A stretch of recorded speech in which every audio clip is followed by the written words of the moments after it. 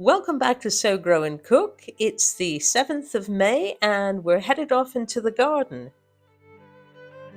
But let's have a look around outside. Despite the rain, or because of the rain, everything's growing beautifully and very lushly. I've got my blackcurrant bushes are blossoming. We've had bees on them. In fact, there's a bee on one of those now. Doesn't seem to mind a little bits of rain. The willow hedge at the end is really coming to life. The rhubarb is going a bit crazy. Everything looks really pretty, actually. There is quite a lot of weeding and tidying up to do still, but it's all happening slowly and gradually. Now, we've been lucky enough to get hold of some wood chip. Some tree surgeons were doing work at our neighbour's property, and our neighbours didn't want it, so they very kindly asked the tree surgeons to drop it off at our place. So that's been very useful. I've been saving up cardboard, putting it down on the paths, and now adding the wood chips to it. So hopefully that's going to make weeding and keeping the weeds down a lot easier this season.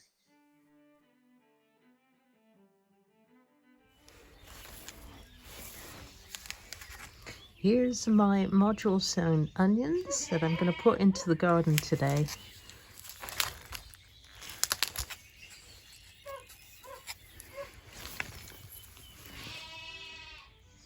Oh, and these peas need planting as soon as possible. I've got to get my pea supports out.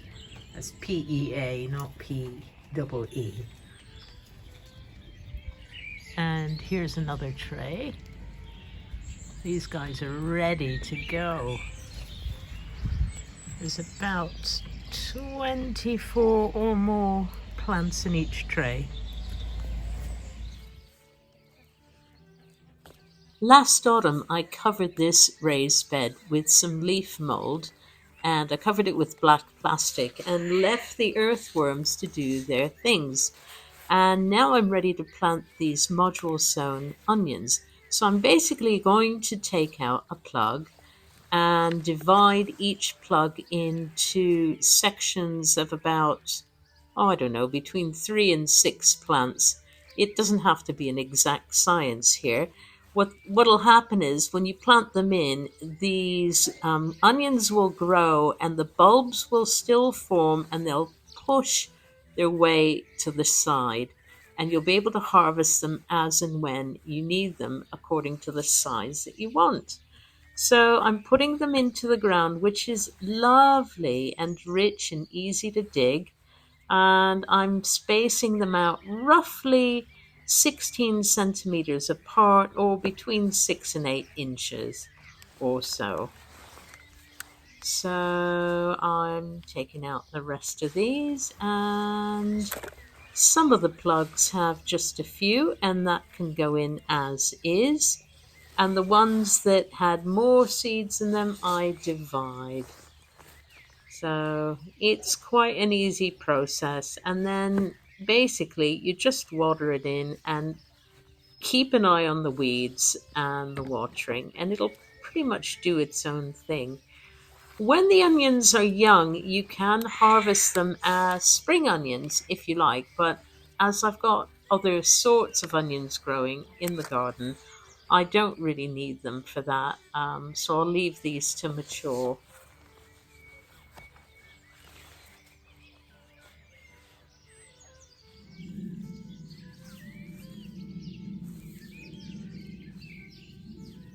Just being outdoors in nature, listening to the birds sing, and being active outside in the fresh air is a really lovely, relaxing, and meditative process. It just kind of makes you forget about the stresses and strains of your life.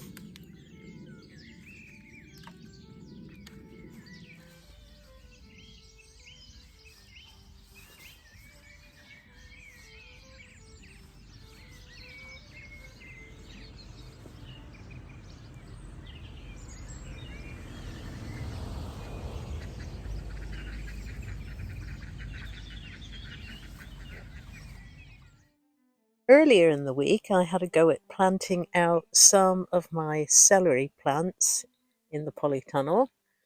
I've managed to get about 8 of them in here.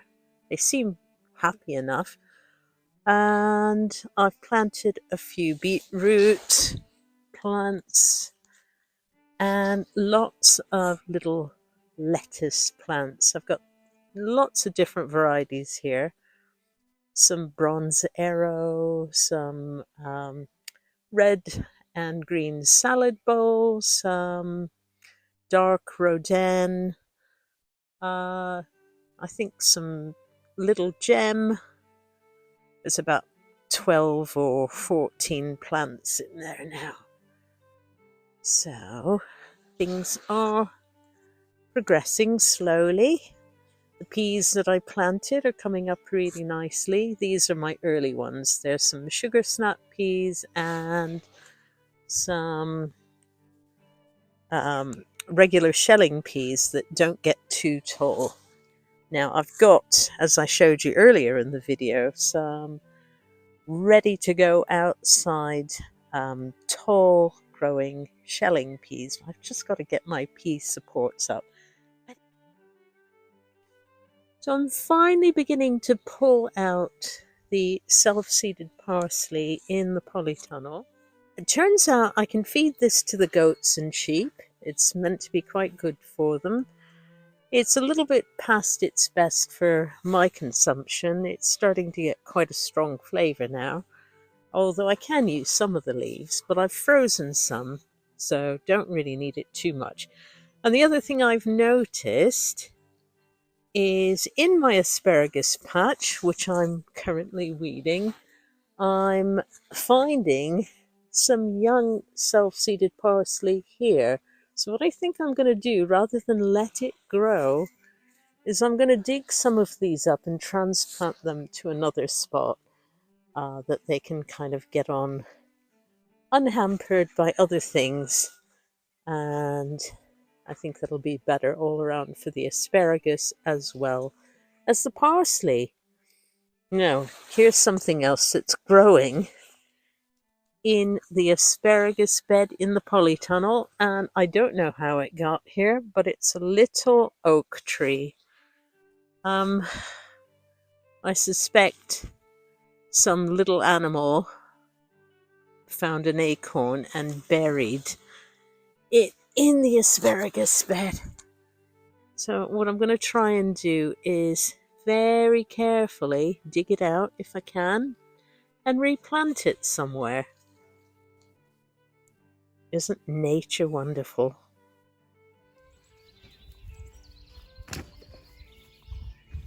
And here we are measuring up for the tall growing peas pea support. I've put 3 posts in the ground in this raised bed and just checking to see how much wire netting I'm going to need. 40, 450, 4.6 meters. 460.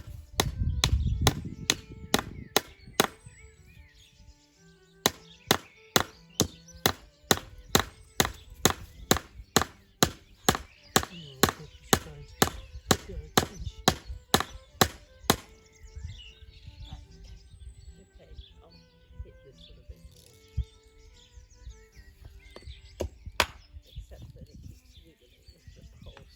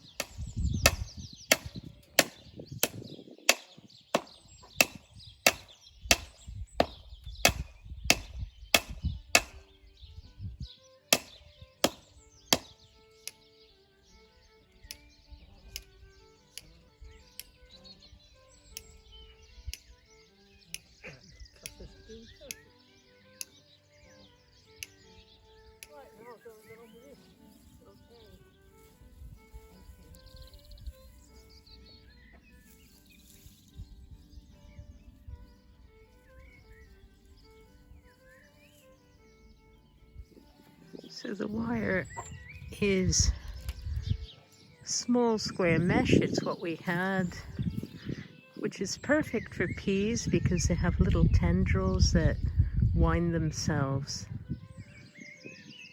on wire or twigs.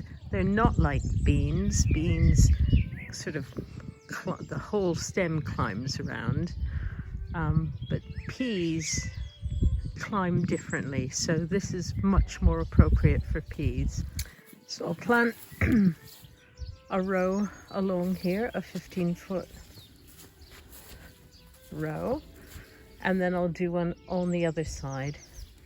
Now, Bob asked me why I didn't put the post down the middle of the bed, and that's because there is room in this bed to plant something else.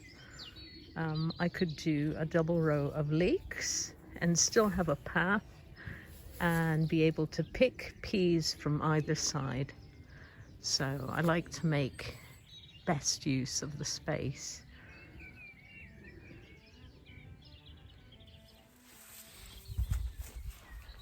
So I'm going to plant the Hanover peas, which are quite tall, and I'll plant some on this side and some on the other side.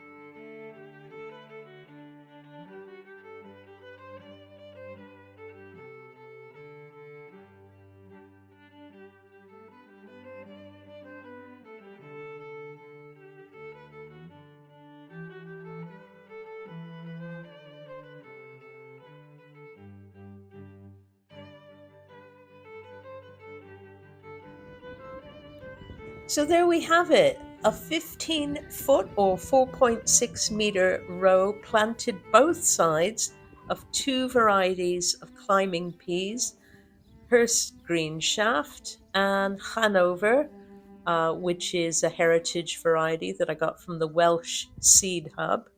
And in the rest of the bed, I'll plant some other vegetables. I'm not quite sure what I'm going to put. Could be leeks, might be carrots. We shall see. But to show you how warm the soil is, Stella is having a lovely snooze in the sunshine. Stella, wake up, silly girl. Anyway, thank you for watching Sow Grow and Cook, and hope to see you again soon. Bye for now.